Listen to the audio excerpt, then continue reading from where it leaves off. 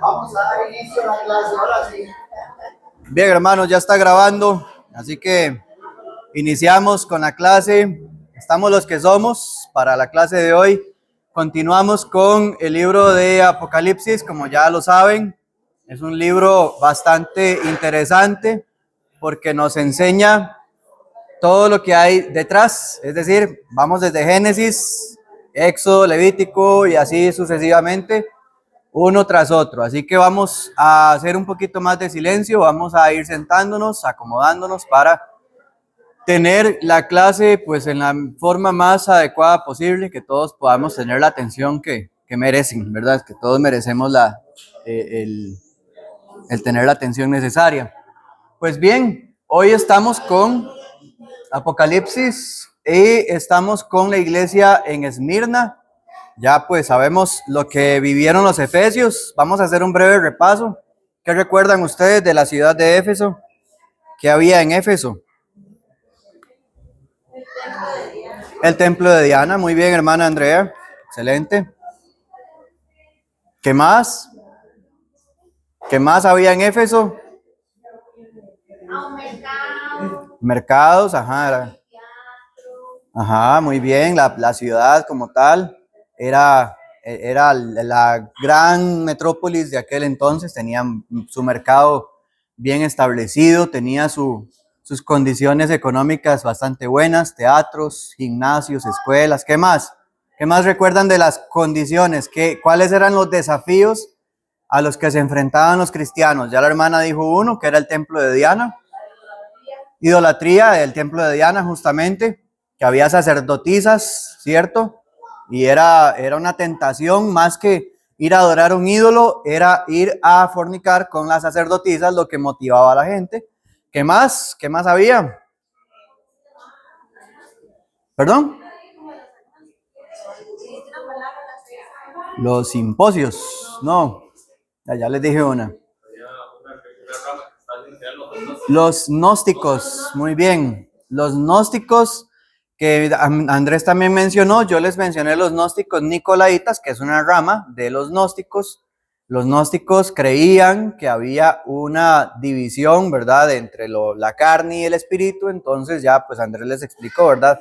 La carne era mala, el espíritu era bueno, entonces eso daba dos extremos. El extremo de yo puedo hacer con la carne lo que yo quiera y voy a agradar a Dios, y el otro era que tenía que darme latigazos a la espalda, ¿verdad?, para poder volverme más espiritual, domar a la carne. Y hasta el día de hoy esas prácticas existen. Usted se dará cuenta, está grabando, no recuerdo si leí. Es que tengo toque de comprobación, entonces aquí donde ustedes me ven estoy recordando que mis llaves, si las traje de la casa o no, y si cerré bien el carro, todo eso lo tengo. Tengo 3 horas pensando, en serio. Entonces, los gnósticos, como vamos resumiendo, tenían esas dos maneras de actuar y hasta el día de hoy se ven en las denominaciones y religiones de todo el mundo. Por ejemplo, hay religiones donde usted necesita pues darse golpes en el pecho, ¿verdad? Y ojalá pues azotarse y recibir golpes duros contra la carne para volverse más espiritual. Y la persona que es más espiritual es la que anda descalza, la que se fue a un monasterio a perder por allá en la montaña. Esas son formas de gnosticismo moderno. En cambio hay otro gnosticismo que es el liberal, que es yo hago con la carne lo que quiera y sigo siendo espiritual para con Dios. Puedo fumar lo que sea, puedo vivir como yo quiera y sigo siendo espiritual. Entonces se da hasta el día de hoy. Luego vamos a ver hoy Esmirna. Como ustedes ven, la ciudad de Esmirna hasta el día de hoy existe. Esto es lo único, es un parque, es un pequeño parque que hay. Puede ser más pequeño que la sabana, ¿verdad?, que tenemos nosotros. Hermana Estela, antes de pasar. Muy importante en la iglesia de... Ajá. Se perdió el primer amor, muy bien, ese fue el tema central, ¿verdad? Que decía, conozco tus obras, todo lo bueno que has hecho, fuerte en doctrina, fuerte en obras, fuerte en trabajo, pero se les había perdido las ganas de amar a Cristo, ¿verdad?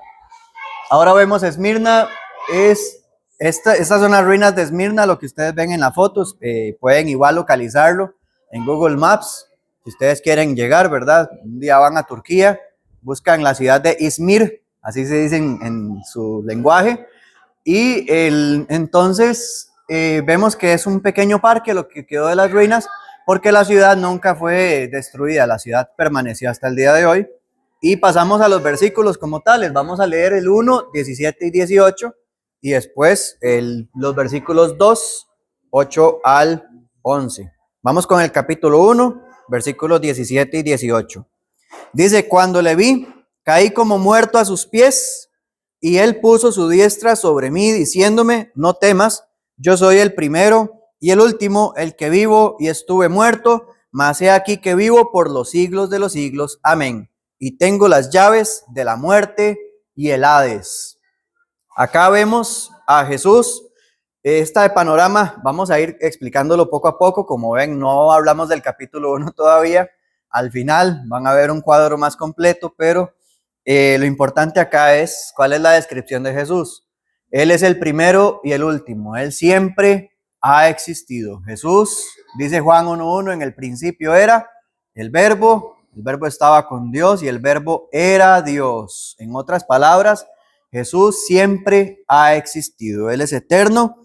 Él vivió y estuvo muerto y sigue vivo. Es decir, que Él resucitó. Estamos viendo a un Dios que es capaz de sobrepasar la muerte. No somos de la muerte. Una frase que es muy popular en nuestra cultura, ¿cierto? Todo el mundo dice: ay, somos de la muerte, alguna hora hay que morirse. No, hermanos, entre cristianos no hablamos así. No usamos esos dichos. Nosotros somos de Cristo, no de la muerte. Nosotros no morimos para siempre. Nosotros no nos vamos a morir para siempre. Y téngalo claro, algún día, si usted está enterrado 3 metros bajo tierra, se le van a salir las manos, los pies, la cabeza, todo su cuerpo va a salir del sepulcro. Vamos a resucitar. Juan 8, versículos 28 y 29. Mas la hora viene y la hora es cuando los muertos oirán su voz, y los que hicieron lo bueno resucitarán para vida, y los que para vida eterna, y los que hicieron lo malo resucitarán para condenación.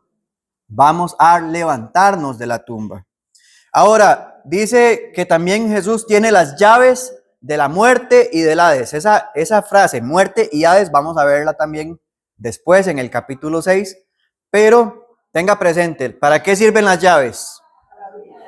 Por supuesto, ¿verdad? Él tiene autoridad, es el dueño de esa parte de lo que no tenemos control. Nadie más tiene esa capacidad excepto Cristo. Entonces, Él tiene la capacidad de abrir los sepulcros, Él tiene la capacidad de abrir el mundo del Hades, que después también en el capítulo 20 vamos a explorar mucho lo que es el Hades y cómo los muertos salen de sus tumbas. Así que es muy importante saber que Él es el que tiene el poder para sacarnos. Así que vamos con la iglesia como tal, capítulo 2, versículos 8 al 11. Y escribe al ángel de la iglesia en Esmirna, el primero y el postrero, el que estuvo muerto y vivo. Vean que volvemos al tema, ¿verdad? Jesús se presenta así. Dice esto, versículo 9. Yo conozco tus obras y tu tribulación y tu pobreza, pero tú eres rico. Y la blasfemia de los que dicen ser judíos y no lo son, sino sinagoga de Satanás. No temas en nada lo que vas a padecer.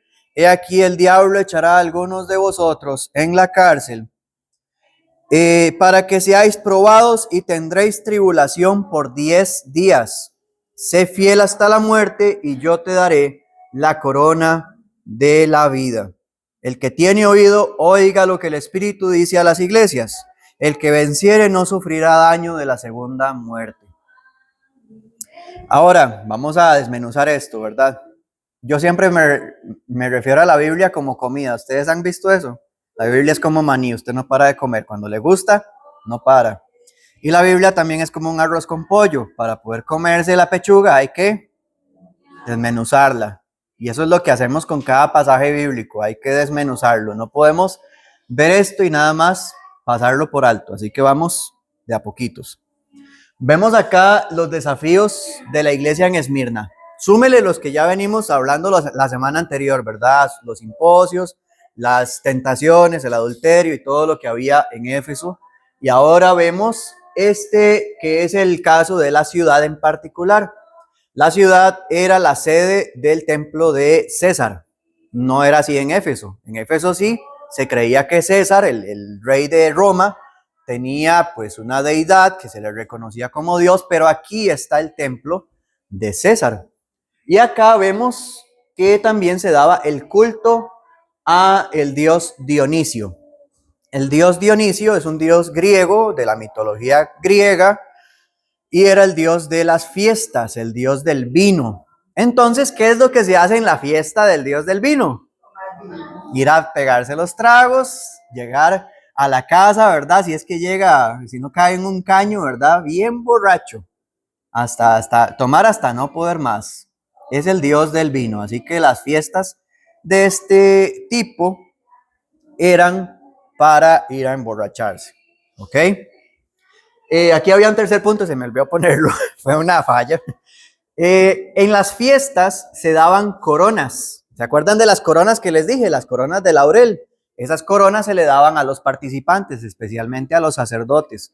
Como eran los que hacían las fiestas y llevaban al dios Dionisio y le hacían sus rituales, ellos recibían las coronas que llevaban ellos.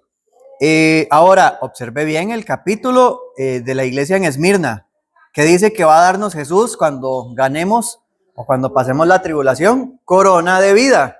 De ahí viene. Entonces, la iglesia en Esmirna entendía bien, no queremos una corona por ser borrachos. ¿Quién es el más borracho? Le dieron una corona por ser el más borracho de todos. No, yo no quiero esa corona. Yo no quiero la honra por ser el que más traga, por ser el que, de hecho hay competencias de eso, ¿verdad? Los que se toman las botellotas, así 2 litros, y el que se la toma corcor y lo honran. Ese tipo de corona no la queremos, queremos la corona de la vida. Entonces, de ahí viene la idea de la corona.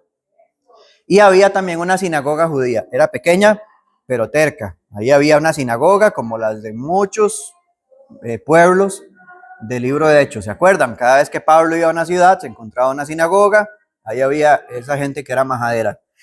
Ahora, vamos a observar que entonces estos cristianos eran tentados dentro de este contexto. Cristianos que alguna vez tuvieron que haber tomado, ¿verdad? Sabían lo que era tomarse sus tragos, andar de cantina en cantina, si era que la había, ¿verdad? Y yo creo que eso nos recuerda mucho la vieja vida, al menos la mía sí. Era una vida de andar tomando. Yo no fui muy tomador, yo me bauticé a los 15 años, pero ya a los 15 años ya había tomado bastante, ¿verdad? Ya sabía lo que era ir a vomitar en un parque, ¿verdad? Porque no día más. Entonces ese tipo de borrachera era lo que pasaban los cristianos en este entonces. Dice acá en Isaías, quiero darles un versículo de referencia nada más. Isaías capítulo 5, versículo 22 dice, hay de los que son valientes para beber vino y los fuertes para mezclar bebida. Y esa es una de los ayes de Isaías. 5:22, hay de los que son valientes para beber vino. Ese que es respetado, uy, qué valiente, que es el que se toma ese contrabando, ¿verdad? Mezclado con Coca-Cola, bolis y se lo toma con Alka-Seltzer y con todo, ¿verdad? Le echa. Y la gente ve esto como respetable. Uy, qué respeto le tengo a aquel que se toma 5, 6, 7 tragos y sigue sosteniéndose en pie. Esa es la vida allá en el mundo. Se celebra lo malo, se celebra lo que está mal. Ahora vamos a ver que Jesús puede salvarnos de la muerte. ¿Por qué? Versículo 8. Porque Jesús tiene las llaves de la muerte y el Hades. Jesús es el que vivió, estuvo muerto y ahora vive. Vivo y estuve muerto. Eso significa que Él estuvo vivo, murió y volvió a vivir. Jesús es capaz de salvarnos de la muerte. Y es importante saber esto, hermanos. Muchos han muerto, ¿verdad?, en la fe y es con esa esperanza. Nosotros vamos con esa esperanza. Si nosotros no tenemos esta esperanza, entonces por demás es que nos congreguemos todos los domingos, por demás es que soportemos la ansiedad por resistir una tentación, por demás está todo lo que hacemos. Tenemos que aprender que Jesús puede salvarnos de la muerte. Y esto porque la iglesia, como no adoraba al César, tenía muchos problemas. Tenía problemas que se describen en el versículo 9, ¿verdad? ¿Cuántos problemas tenía la iglesia? Tribulación, pobreza, tenían blasfemias de la gente. tenían todo esto, y es importante recordar que nosotros, por medio de Cristo, es que somos comprendidos, es decir, Dios entiende, el Señor entiende nuestras aflicciones, nuestras debilidades.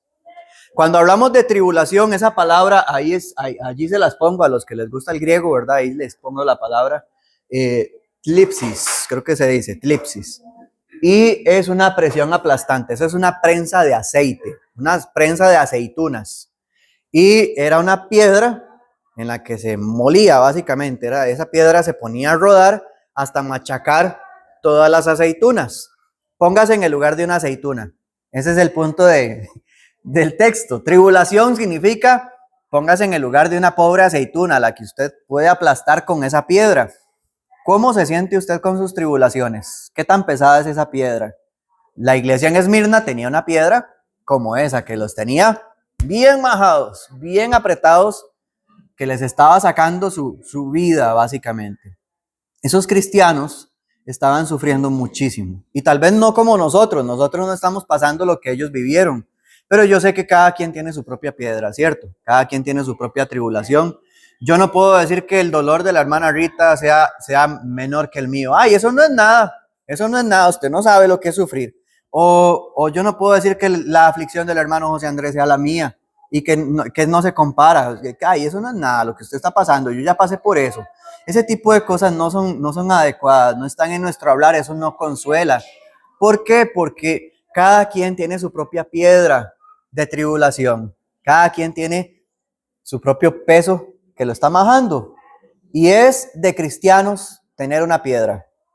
No espere como cristiano estar libre de esa piedra, porque como cristianos pasamos tribulaciones. Vemos que el caso de ellos era la pobreza. A diferencia de Éfeso, los cristianos allí pasaban mucha pobreza. ¿Saben por qué pasaban pobreza? Porque si no adoraban al César, les quitaban las propiedades. Si no adoraban al César, les quitaban el trabajo. Ajá.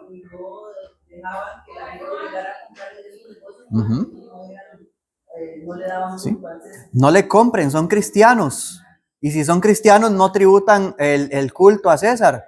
Y si son cristianos, los dioses se van a enojar con usted si usted les compra. Entonces ellos pasaban mucha pobreza. Aquí pongo las imágenes, ¿verdad? Algo representativo de pobreza. Espero que usted no haya vivido o no llegue a vivir jamás ese tipo de aflicciones. Algunos de nosotros, los que estamos acá, sí sé que las han pasado, tener que no ver comida en un plato, tener que andar descalzos, ¿verdad? Pasando por tierra ahí pues áspera, difícil, dura. Bueno, yo que soy de Purral, ¿verdad? Conozco esos terrenos mucho y desde que era niño, y son terrenos bastante bravos en los que usted puede andar caminando y las ratas andan cerca suyo, usted puede caminar sobre vidrio. Yo caminé sobre vidrio, caminé sobre piedras así calientes en el sol y para ir a la pulpería a comprar no sé qué. Y uno tiene esas experiencias, hermanos, y la pobreza es dura, tener que pasar viviendo alrededor de 4 latas que no calientan, ¿verdad? Y nada lo cobija a uno, y que un gato le pase por encima, ¿verdad? Uno así, mientras esté dormido. Todas esas cosas son de la pobreza, son cosas que son dolorosas, son duras. Y que no pasemos por eso. La iglesia en Esmirna pasó por pobreza, pasó por escasez. No espere como cristiano vivir una vida de rico. Esa no es la vida que Dios espera de nosotros. Si usted es enriquecido, hermano, como bien hablaban los hermanos en Primera de Timoteo, ¿verdad? Que ya se dio ese curso el año pasado, teniendo sustento y abrigo, estamos contentos con eso. Si usted tiene de más en su casa, eso es un plus, eso es una bendición enorme. Pero no estamos aquí para enriquecernos. También ellos pasaban persecución. Y pongo imágenes actuales, ¿verdad? No pongo imágenes de Esmirna, por supuesto no tengo, pero son cosas que viven los cristianos hoy. Acá esa imagen es de un video que está viralizado. No lo busque ahorita, búsquelo en su casa. No se vaya hoy de una vez al video. Pero es de una iglesia en China. En China los cristianos son perseguidos como lo era la iglesia en Esmirna. Y estos cristianos están abriendo una caja llena de Biblias que seguro les mandaron los misioneros, ¿verdad? Y estos cristianos lloran y se les caen las lágrimas así hasta que claman a Dios, alaban a Dios porque están abriendo una Biblia, la empiezan a oler, la abrazan con todo su corazón, hermanos. ¿Cuándo hemos visto a alguien con ese amor por una Biblia en Latinoamérica? Yo creo que somos pocos los que tenemos esa pasión de saber que durante mucho tiempo esos cristianos, como es tan controlado el gobierno chino, entonces no se les permite pasar Biblias. ¿Qué es lo que se hace en esas circunstancias? ¿Cómo hacen las iglesias de Cristo allá? Porque allá hay iglesias de Cristo. Allá usted y yo tenemos hermanos en Cristo también que están pasando esas mismas circunstancias. ¿Qué se hace? Se memoriza. Les voy a contar una historia. Estamos muy bien de tiempo. Una historia de la iglesia de Cristo en Rusia, donde las circunstancias son similares. Esta historia me la contó un hermano, el hermano Mangli. Creo que algunos conocen a Mangli, ¿verdad? El hermano Mangli tiene como 90 años del segundo tiempo. Y el hermano Mangli estuvo en Rusia, él conoce la iglesia de Cristo en Rusia y él dice, ¿cómo empezó la iglesia en Rusia? Una iglesia en un país de perseguidores. Y dice que era un cristiano que memorizaba versículos. Atravesó la frontera de Rusia, memorizó suficiente escritura y la empezó a enseñar de memoria, todo de memoria, predicaba de memoria. Todo lo decía de memoria, versículo por versículo, y así nació la iglesia de Cristo allá en Rusia. Una iglesia como esta, de sana doctrina, fiel a Dios. Así fue como él nos contó la historia. Hermanos, nosotros no vivimos tribulaciones como las que viven en otros países. A mí se me eriza la piel pensando en los países que persiguen, ¿verdad? Acá la persecución de uno es como, ay, a usted le dicen, usted es cristiano y fuchi, ¿verdad? Lo apartan a uno, nada más, pero uno no vive esas cosas, uno no vive la persecución de ese tipo. Y un caso como Nigeria, ¿verdad? Estoy aquí poniendo imágenes reales de casos de hoy que pasaron en Esmirna y que pasan hasta la fecha de hoy, porque eso no se ha detenido. Hermana Norma. En la India, ajá. Si yo me hago cristiana en la India, en una familia, conozco de un caso que fue real. El muchacho se bautizó, o sea, hizo todo, ¿verdad? Porque hay iglesia ahí camuflada, y la hermana lo envenenó. Eso pasa también, ahí no hay ley de Dios que le dé temor a la gente, allá cualquiera puede matar a cualquiera y esas cosas no las vemos desde acá porque estamos muy metidos en nuestro mundo occidental lleno de redes sociales y distracciones, pero en el mundo hay cristianos asesinados todos los días. Si usted busca una iglesia de Cristo en algún país islámico, como el caso de Nigeria, usted no va a encontrar en Google Maps, no va a encontrar una iglesia, pero existe una iglesia de Cristo allá. Este es el caso de Nigeria, ¿verdad? Estas son imágenes que yo me tomé el tiempo de investigar, incluso las investigué a fondo para ver si no era desinformación, porque hay gente que exagera las cosas. Y son cristianos, gente que está siguiendo fiel a Dios y el Estado Islámico que hay allí, pues en África, ¿verdad? En Nigeria como tal, abiertamente dicen, sí, nosotros tenemos que ejecutar a los que son cristianos. Si alguien dice que cree que Jesús es el Hijo de Dios, es una condena a muerte. No es el caso de China, que es una persecución menor, 5 años de cárcel, si usted es cristiano, porque hay que ser autorizado, digamos. Hay iglesias autorizadas para ser cristianas según las leyes de China, pero no es el caso de la iglesia de Cristo, nosotros no nos regimos así. Entonces, ¿qué se hace? Se mata al cristiano, se muere, como ese letrero se muere, caen así. Hermanos, es realidad de nuestro mundo. Ahora, ¿a qué voy con esta lección? No quiero asustarlos, no quiero crear en ustedes la idea de ser conspiradores, pero las reglas cambian en este mundo.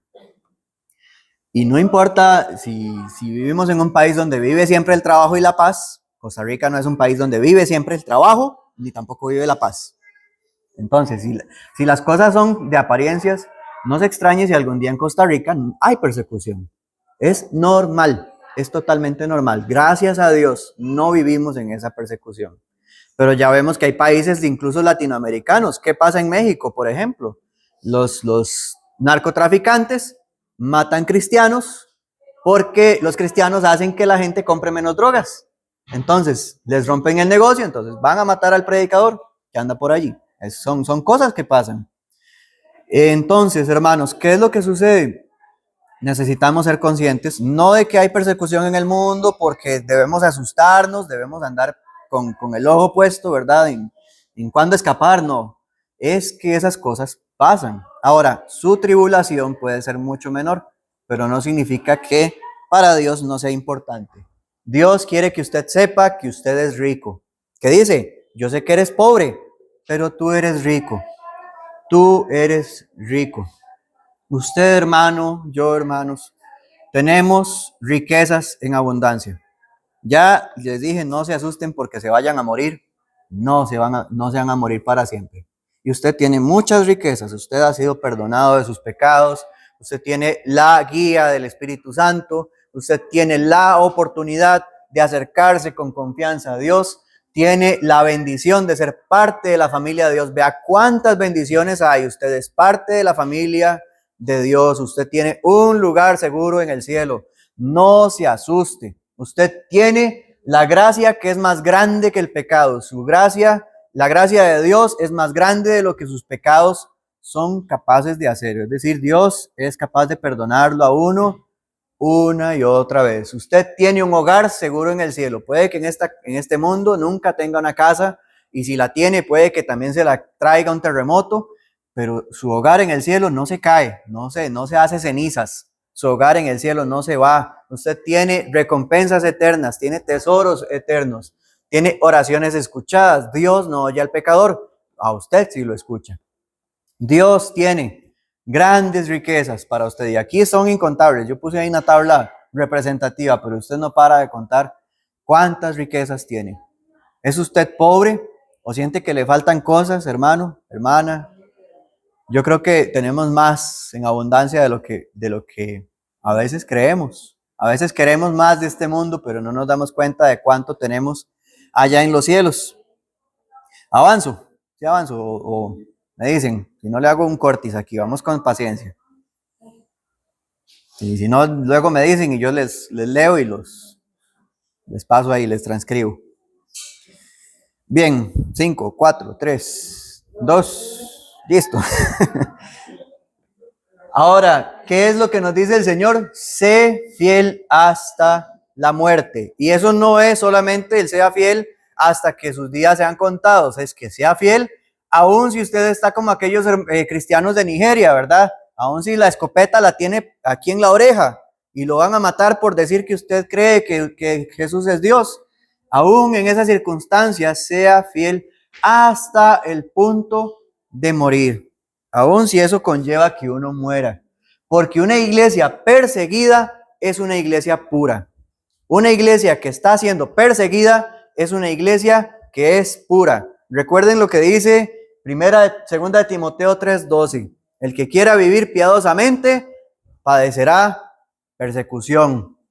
Los que quieren vivir piadosamente, el que quiere ser fiel a Dios, sí o sí va a ser perseguido, va a ser discriminado, lo van a tachar, se van a aislar de usted. Eso va a pasar. No quiero darle falsas esperanzas de que usted va a tener muchos amigos, de que usted va a tener gente que él siempre le va a decir que sí. Usted va a tocar puertas, hermano. A mí me han echado los perros evangelizando. Me han tirado perros. Me acuerdo con la hermana Berta, ella de 80 años, corriendo conmigo, porque nos tiraron perros por andar predicando en un barrio de Purral. Y eso no es nada con lo que pasan otros. Pero cosas pasan de todo. La gente se burla, pueden llegar a escupirlo, hay de todo en esta vida. Porque si al Señor le dijeron Belcebú, ¿verdad? Si persiguieron a nuestro Señor, a nosotros también, dice Juan capítulo 15, 19. Al Señor lo persiguieron, a nosotros también nos van a perseguir. Y Hechos 14, 22 dice que los hermanos fueron confortados y consolados. Y Pablo les dijo, es necesario que a través de muchas tribulaciones entremos al reino de Dios. Es decir, sí o sí vamos a sufrir. Una iglesia perseguida es una iglesia pura. Cuando la iglesia está muy cómoda, reflexionemos. Cuando la iglesia no le cae mal al barrio, cuando la iglesia le cae bien a todo el mundo, cuando usted como cristiano le cae bien a todos y no incomoda, preocúpese. Tal vez sea muy igual al mundo, ¿verdad? Hermano, una cosa es la persecución que tenemos o que tienen las personas, los cristianos, tenemos los cristianos afuera, nuestra familia, una familia también, se apartan, Claro. Es la primera, la familia a veces es la primera que persigue. somos cristianos. Ujú. Y otra cosa es dentro de la misma iglesia. Porque en el capítulo 9 dice que hay blasfemia de los que se dicen ser judíos y no lo son, sino que son sinagoga de Satanás. Ujú. La sinagoga de Satanás está bien en la iglesia, no está fuera de la iglesia. Puede pasar los que son cizaña. Los que son cizaña, que voy a poner un ejemplo. Supongamos el hermano Guillermo, que está fiel a Dios, está persistente, está constante. Y yo soy cizaña, voy a ponerme en el lugar de la cizaña y empiezo a decirle cosas feas de lo que ha pasado acá. Poniendo un ejemplo, ay no, usted viera que hace un tiempo, yo le voy a decir en confianza, pero hace un tiempo fulana de tal me hizo aquellos ojos feos y nos llevamos mal y lo empiezo a desanimar. O empiezo yo con mis tentaciones, soy propenso a una tentación y le digo, vea, escapémonos, vámonos a la playa un día y ahí le ponemos una excusa a los hermanos. O empieza uno a hacer cizaña, eso también puede pasar, es cierto. ¿Quién me levantó la mano? Vamos a ser breves. Rosalba, Maciel, ok, Katy y Estela, así en brevedad, porque ya sí estamos apretaditos. No en vano, Andrés puso ejemplo también de que hay nuestro modelo. Cristo aquí fue bien perseguido. Sí. Pero bien perseguido. Sí, claro. Llegó al punto que él dijo, se han ido, ustedes y ustedes también. Él es nuestro máximo ejemplo. Correcto. No, nunca base su modelo en hombres. Que eso también eso pasa. Alguna hora vamos a ver esa lección también en Apocalipsis, puede que la veamos. Katy. ¿Es lo mismo? Ah, ok. ¿Y Estela? Si bien es cierto que hay cizaña, ¿verdad? Bueno, no lo he visto, pero cuando hay un punto muy importante, casi no vemos. Hay persecución, pero en el caso de los hermanos de Nigeria, ya esos a nivel espiritual, como dice la palabra, en nuestra lucha no contra carne y sangre, sino contra principados y potestades de las huestes celestiales. Así es, hermana, me parece muy bien su aporte también. Es decir, nosotros tenemos que recordar que detrás de esas personas que nos persiguen es el diablo, ¿verdad? Bueno, aquí tenemos a alguien que desea la corona de la vida, ¿verdad? Tanto como yo, como usted como yo. Nosotros tenemos que aspirar, ¿verdad?, a la corona de la vida, así que sea fiel hasta la muerte y Dios le dará la corona de la vida. No una corona de hojas como esa, sino una corona auténtica, una corona real, que vale.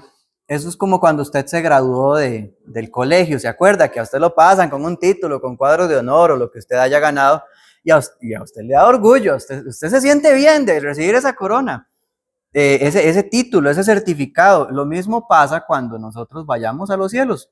No es una corona literal, o no sabemos si va a haber una corona como tal, no lo sabemos, pero la corona representa, lo que representa es lo importante. La corona significa que usted venció, que usted le ganó a todo, que usted fue el que soportó, y eso se le daba únicamente a los atletas griegos, se le daba a los vencedores, a los que ganaban. Por eso es que Santiago, y vea las coronas, vea que la corona no es un elemento que está solamente en Apocalipsis, viene de otras partes de la Biblia. Dice Santiago capítulo 1 versículo 12, bienaventurado el varón que soporta la tentación, y la mujer también, ahí entiéndase, porque cuando haya resistido la prueba recibirá la corona de vida que Dios ha prometido a los que le aman.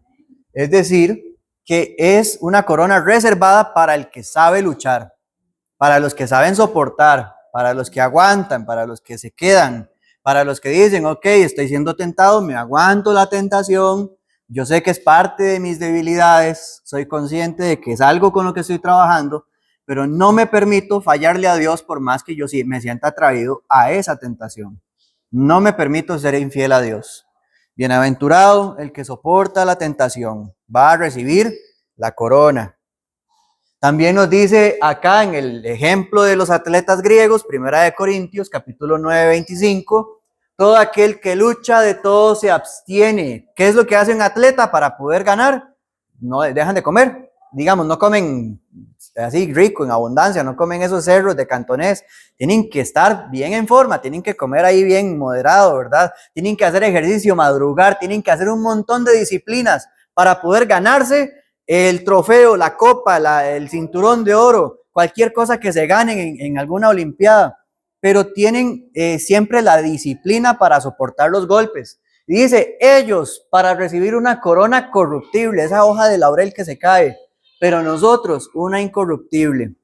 Cada vez que usted soporte, cada vez que usted diga, me gusta esa tentación, yo quiero volver al mundo, quiero volver a Egipto, cuánto extraño esa vida, es parte y puede llegar a suceder, pero aguántese porque solo se recibe la corona cuando uno soporta.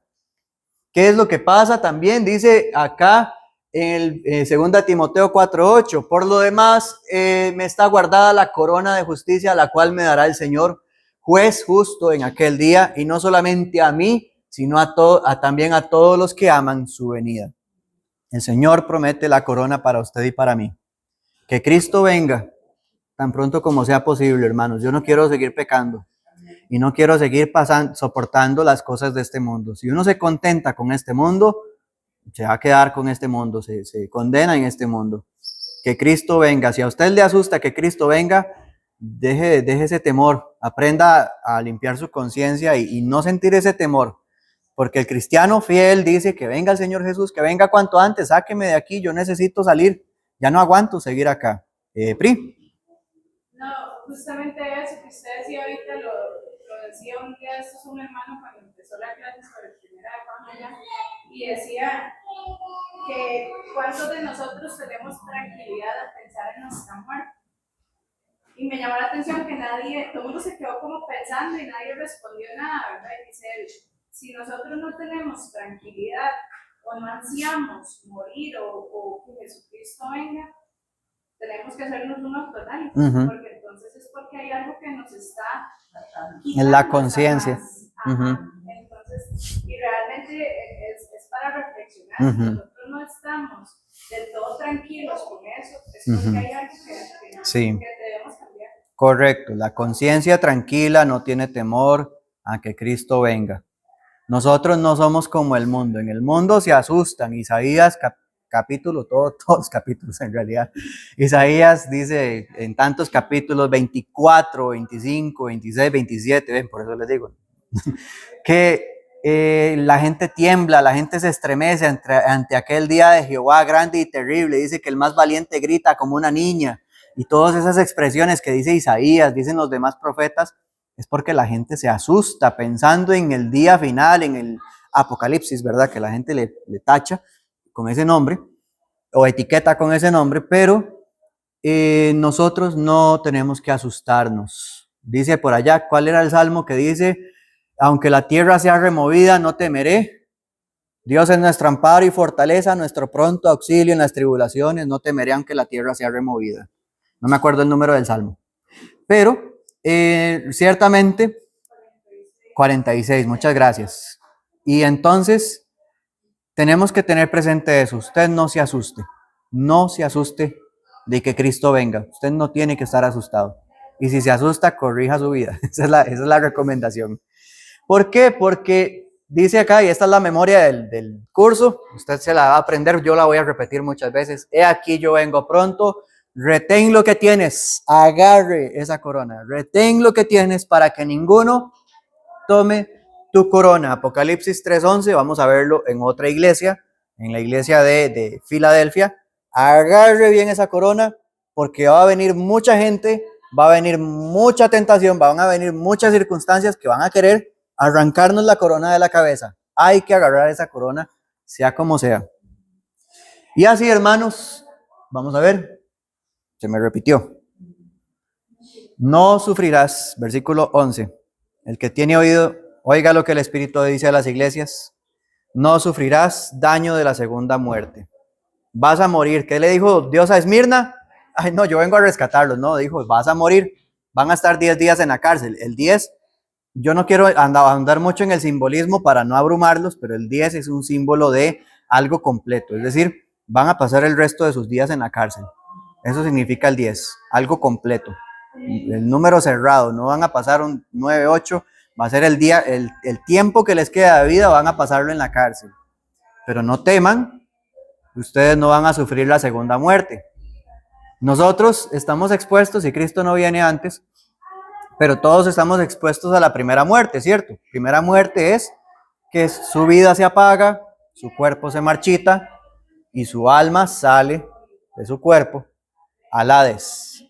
La muerte reclama el cuerpo, el Hades reclama el alma. Vamos a ver eso de luego.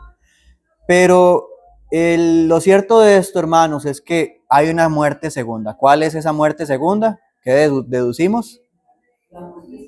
La muerte en el infierno. Esa es la muerte segunda. Cuando sean no arrojados, los que van a sufrir no son arrojados en un sepulcro, son arrojados en el lago de fuego. Esa es la muerte segunda.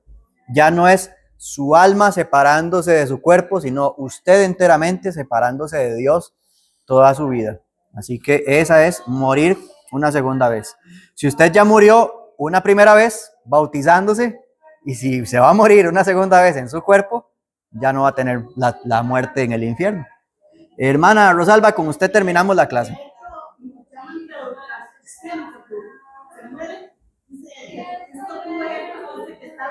Está dormido. Muy bueno, sí. Muy bueno, hay que pensar así. Vamos a volver a vernos. Si algún día yo me muero, si de aquí saliendo me atropella un tráiler, sepan que me van a volver a ver, no se preocupen. Okay. Y así nos pasa. Todos vamos a volver a vernos. Y Dios primero, quiero ver que todos estemos allá en los cielos, ¿verdad? Usted y yo, excepto el letrero que ya quiere pasar por la segunda muerte del letrero.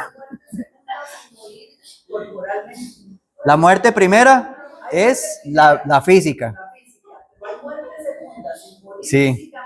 cuando nos apartamos de Dios por el pecado. Correcto. La segunda muerte, físicamente no, espiritualmente, sí. Y conlleva también el ser arrojado al infierno. Uh-huh. Correcto. Así es. Bien, hermanos, hermanas, estamos listos para la foto, entonces. Todos listos. Muchas gracias, Pri.